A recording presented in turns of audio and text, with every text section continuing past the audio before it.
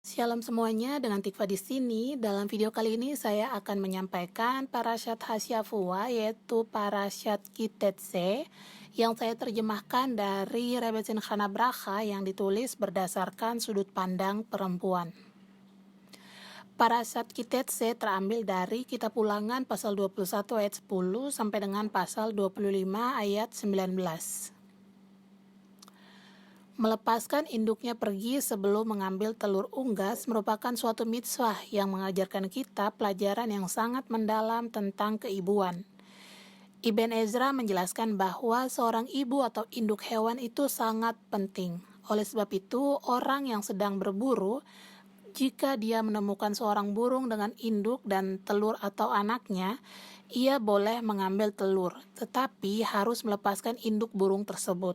Seperti tertulis dalam Ulangan pasal 22 ayat 6-7, apabila terjadi di hadapanmu ada sebuah sarang burung di jalan, di sebatang pohon atau di tanah dengan anak-anaknya, atau dengan telur-telurnya, dan induknya sedang melindungi anak-anaknya dan telur-telurnya, maka janganlah engkau mengambil induknya itu bersama anak-anaknya.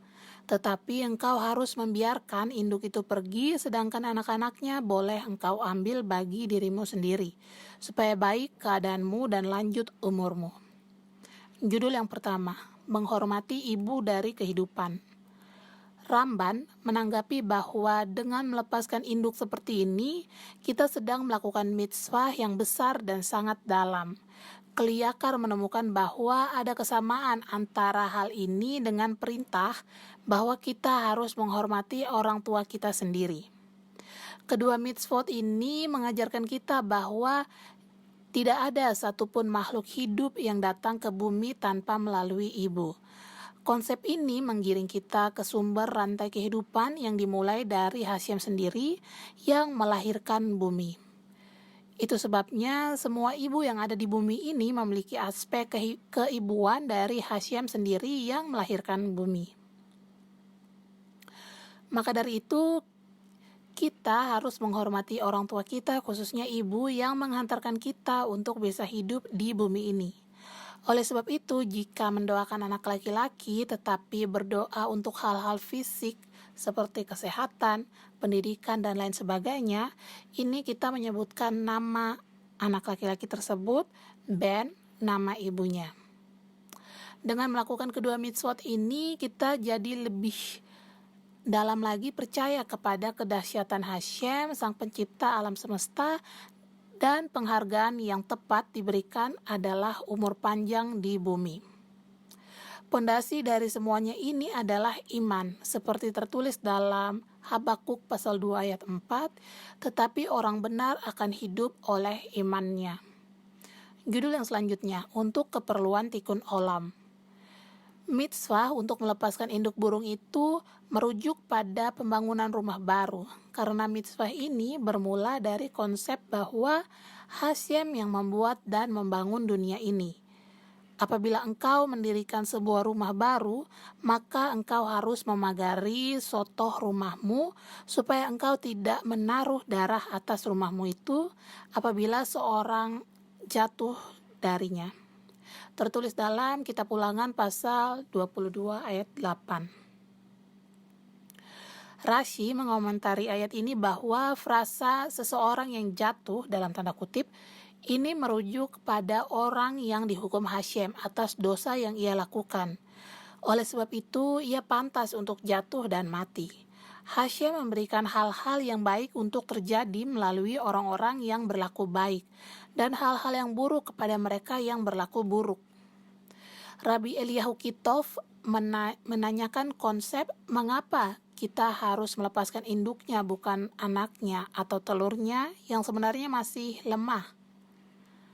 Hal ini karena manusia diberikan kebebasan untuk berkuasa atas segala ciptaan yang ada di bumi ini, termaksud pada hewan. Tetapi kita tidak boleh memanfaatkan situasi untuk kepentingan kita semata. Naluri seorang ibu adalah untuk melindungi anak-anaknya dalam segala situasi, bahkan rela berkorban demi keselamatan anaknya. Ketika pemburu datang mendekati sarang, hanya dengan instingnya saja, induk itu akan melindungi anak dan telurnya. Kita sebagai pemburu tidak boleh memakai kesempatan ini untuk membunuh induknya saja. Tetapi yang harus dilakukan adalah memindahkan induk burung ini, lalu mengambil anaknya dan telurnya untuk keperluan kita, misalnya untuk dimakan. Induk ini harus kita biarkan lepas agar ia dapat membuat sarang baru lagi dan berkembang biak lagi sesuai dengan tujuan dia ada di bumi ini. Dengan dia menjalankan tujuan hidupnya, sekalipun dia hewan, induk ini turut ikut campur tangan dalam Tikkun Ha'olam. Judul yang terakhir, jiwa kita bagaikan induk burung yang bebas.